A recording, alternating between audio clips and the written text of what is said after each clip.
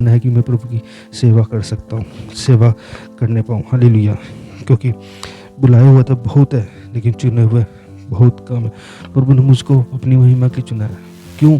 मेरे परिवार में से मुझको ही क्यों चुना है? क्योंकि परमेश्वर की मेरे जीवन के द्वारा कोई योजना होगी, क्योंकि मेरे जीवन में परमेश्वर की कोई योजना होगी।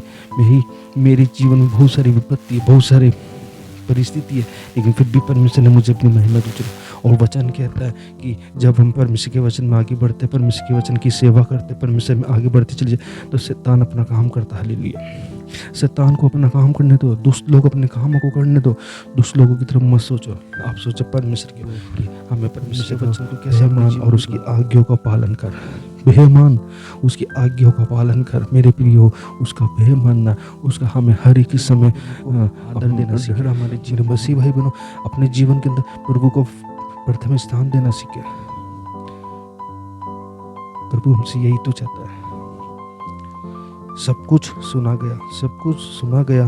अंत की बात यह है कि परमेश्वर का भय मान और उसकी आज्ञाओं का पालन कर, क्योंकि मनुष्य का संपूर्ण करते हुए यही संपूर्ण हमारा संपूर्ण। जब हम इस पृथ्वी के पर पैदा होते हैं, जब से लेके जब हम इस पृथ्वी पर से कुछ घट जाते हैं, मर जाते हैं, जब तक का जीवन हमारा पूरा परमेश्वर की आज्ञाओं को, परमेश्वर की विधि, परमेश्वर के विधानों, परमेश्वर की आज्ञाओं के ऊपर निर्धारित करता है कि हम उसकी आज्ञाओं को अपने जीवन में लेके कितना चल रहे हैं। मेरे प्रियो, क्या आज भी आप और हम संसार की बातों को लेके चल रहे हैं? आज भी हम संसार की बातों को लेके चल रहे हैं। यीशु मसीह ने विजय को प्राप्त किया, तो परमेश्वर हमको भी विजय दिलाएगा। हालेलुया। हम किसी को खुश करने के लिए अपने जीवन को नहीं लगा रहे। हम किसी को खुश करने के लिए अपने जीवन को यूं ही नहीं ठेके में दे रखा।